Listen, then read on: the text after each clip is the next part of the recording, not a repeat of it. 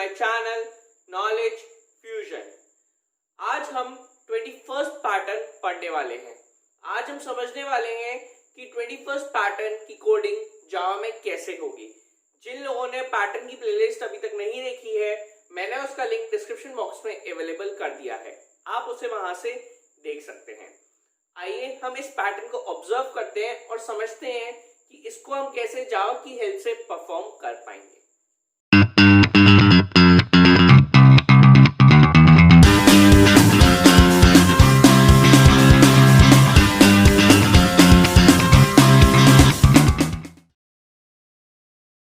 मैंने हमेशा आपको बताया है जावा की स्टार्टिंग हमेशा क्लास से की जाती है।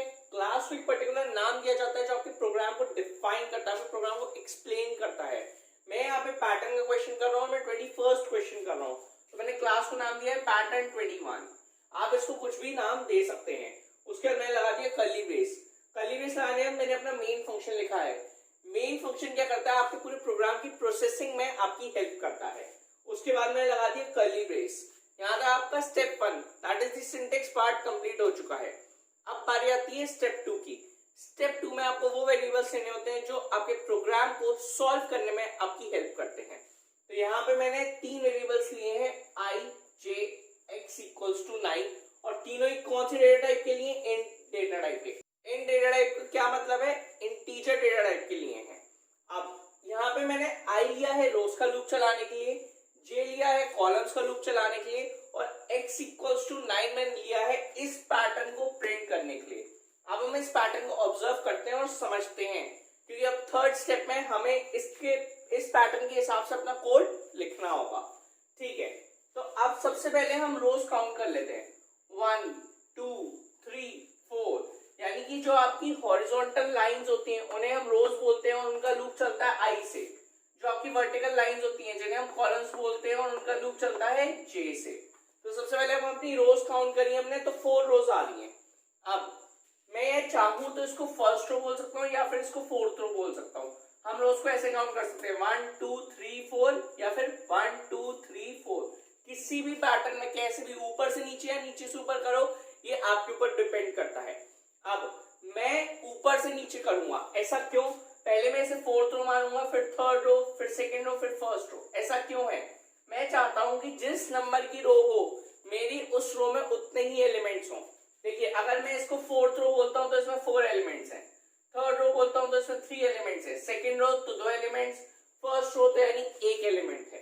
तो यानी कि मेरा जो रोज का लूप है वो कहां से कहां तक चलेगा? 4 से 1 तक। तो मैंने लिख दिया i is equals to 4, i is greater than equal to 1। यानी जब तक फर्स्ट रो तक चीजें प्रिंट नहीं हो जाती, लूप रन नहीं कर जाता, तब तक ये रन करता रहे और फर्स्ट रो के बाद ये स्टॉप हो जाए। तो यहाँ पे मैं ड्राई रन में इनिशियलाइज करा देता हूँ i equals to 4, i is equals to 4। सबसे पहले मैं फोर्थ रो प्रिंट करूंगा, फिर i माइनस माइनस, तो i की वैल्यू क्या हो जाएगी? 3 हो जाएगी। फिर मैं थर्ड रो प्रिंट करूंगा, फिर i माइनस माइनस, तो i की वैल्यू 2 होगी, फिर i माइनस माइनस, i की वैल्यू 1 होगी। तो इस तरीके से fourth row, third row, second row और फर्स्ट रो प्रिंट करूंगा। अब हमें j का लूप चलाना है, यानी हमारे कॉलम्स का लूप चलाना है। तो आप एक चीज नोटिस कर सकते हैं, यहाँ पे 1 से लेके 4 तक कॉलम्स चल रहे हैं। First column, second column, third column, fourth column, यानी हम कह सकते हैं 1 से 4 तक का लूप चल रहा है। नेक्स्ट रो में 1 से 3 तक, first column, second column, third column, 1 से 3 तक का लूप चल रहा है। उसके बाद नेक्स्ट रो में 2 कॉलम्स का लूप चल रहा है, फर्स्ट कॉलम, सेकंड कॉलम, और लास्ट में सिर्फ एक कॉलम प्रिंट होना है, यानी 1 से 1 तक। तो आप एक चीज नोटिस कर सकते हैं, जो आपकी रो है वहीं तक आपका लूप चल रहा है, यानी आप इसको i बोल सकते हैं। देखिए, फोर्थ रो है तो आपका 1 से 4 तक लूप चल रहा है, थर्ड रो है तो 1 से 3 तक, सेकेंड रो है तो 1 से 2 तक, और फर्स्ट रो है तो 1 से 1 तक। यानी ये तो बहुत इजी हो गया। हमें j की शुरुआत कहां से करनी है? 1 से। तो ये हमारी j की शुरुआत हो गई, j इक्वल्स टू 1। उसके बाद j is lesser than equals to i। जिस रो की हम बात कर रहे हैं, जो भी रो हम प्रिंट कर रहे हैं, वहीं तक हमारा लूप चले। अगर फोर्थ रो की बात हो रही है तो 1 से 4 तक चले, थर्ड रो की बात हो रही है तो 1 से 3 तक चले, सेकेंड रो की बात हो रही है तो 1 से 2 तक चले, और फर्स्ट रो की बात हो रही है तो 1 से 1 तक चलना चाहिए।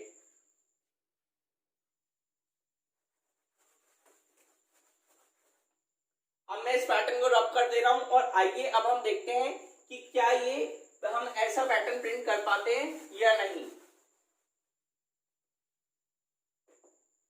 I is equals to 4, 4 is greater than equal to 1, क्या 4 1 से बड़ा है?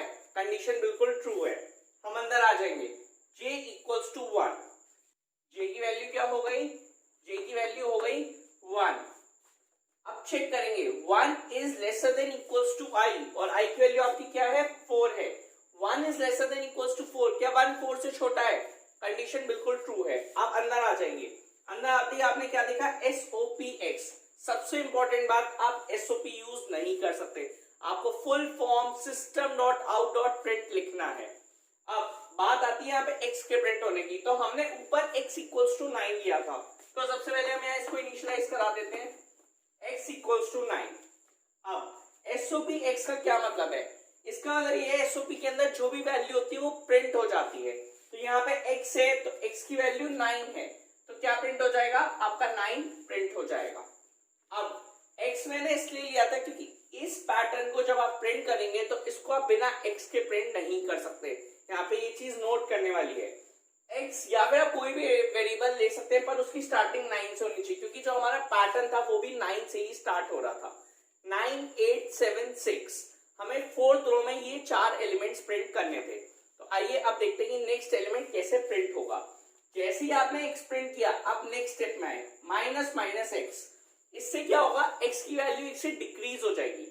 हम x की वैल्यू डिक्रीज क्यों कर रहे हैं? क्योंकि नेक्स्ट टाइम हमें 8 चाहिए, और 8 क्या है? 9 से एक डिक्रीज्ड वैल्यू जो हमारी आती है वो 8 होती है। तो 9 से जब हम एक वैल्यू डिक्रीज करेंगे तो इस बार x की वैल्यू डिक्रीज होके 8 हो जाएगी। उसके बाद यहां से आप इधर जाएंगे, j प्लस प्लस, j का जो लूप है आप उसे अपडेट करेंगे, तो j की वैल्यू 1 है तो इंक्रीज होगी, क्या हो जाएगी? 2 हो जाएगी। j की वैल्यू 1 से इंक्रीज हो जाएगी। इसके अलावा वापस कंडीशन चेक कराएंगे, क्या 2 is lesser than equals to 4, क्या 2 4 से छोटा है? कंडीशन बिल्कुल ट्रू है। अब वापस अंदर आ जाएंगे, SOPX, अगेन आप x प्रिंट कराएंगे, पर इस बार आपकी x की वैल्यू क्या है?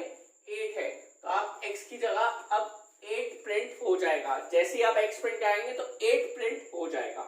इसके बाद आप अगेन नीचे आएंगे, माइनस माइनस x की वैल्यू फिर से 1 से डिक्रीज होगी। इस बार x की वैल्यू 1 से डिक्रीज होके, यानी 8 से डिक्रीज होके 7 हो जाएगी। अब आप वापस ऊपर जाएंगे, j प्लस प्लस, j के लूप को फिर से अपडेट करेंगे, तो j की वैल्यू इस बार 2 कट के क्या हो जाएगी? 3 हो जाएगी। अब आप वापस कंडीशन चेक कराएंगे, 3 is lesser than equals to 4, क्या 3 4 से छोटा है? कंडीशन बिल्कुल ट्रू है। कंडीशन ट्रू है तो अंदर आ जाएंगे, SOPX, अगेन आप x प्रिंट कराएंगे, पर इस बार x की वैल्यू 7 है तो 7 प्रिंट हो जाएगा। उसके बाद आप नेक्स्ट स्टेप में आएंगे, माइनस माइनस x, अगेन हम x की जो वैल्यू है उसे अपडेट करेंगे, यानी उसे 1 से डिक्रीज करेंगे, तो x की वैल्यू 7 से डिक्रीज होगी, क्या हो जाएगी? 6 हो जाएगी। जैसे x की वैल्यू 6 होगी, हम वापस ऊपर जाएंगे, j प्लस प्लस, j की वैल्यू क्या हो जाएगी? 1 से इंक्रीज हो जाएगी, 3 से इंक्रीज होगी, क्या हो जाएगी? 4 हो जाएगी। अब आप वापस कंडीशन चेक कराएंगे, क्या 4 is lesser than equals to 4, क्या 4 4 से छोटा है? नहीं, कंडीशन फॉल्स। क्या 4 4 के इक्वल है? हाँ, कंडीशन आपकी ट्रू है। इससे हमें क्या पता चला कि इन दोनों में से अगर एक भी चीज ट्रू होती है तो वो ट्रू माना जाता है।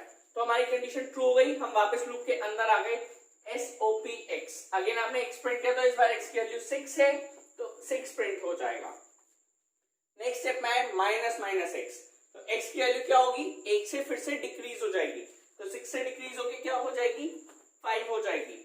अब वापस जैसे ही ऊपर जाएंगे, j प्लस प्लस, और j के लूप को अपडेट करेंगे, तो j की वैल्यू 1 से इंक्रीज होके क्या हो जाएगी? j की वैल्यू 5 हो जाएगी।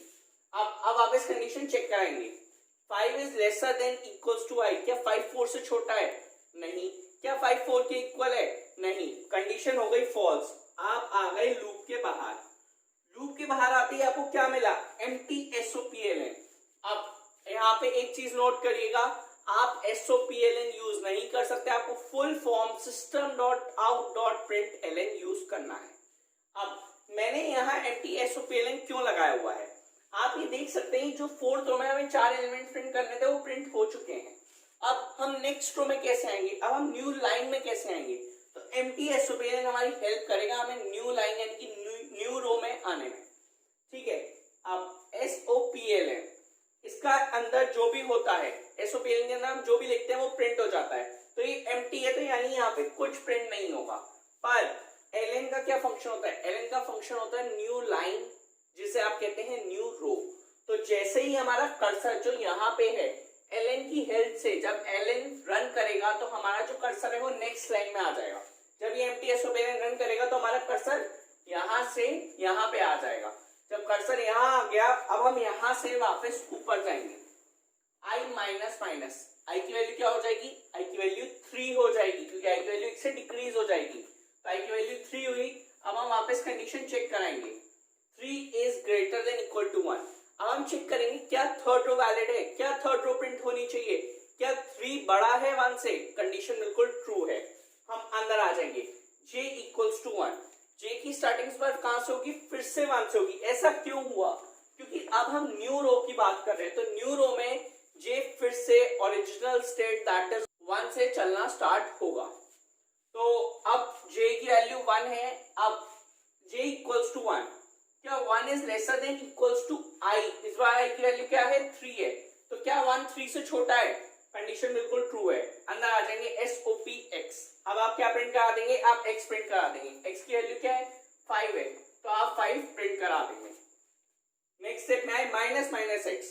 इससे क्या होगा? x की वैल्यू 1 से डिक्रीज हो जाएगी। तो 5 से डिक्रीज होगी, क्या हो जाएगी? 4 हो जाएगी।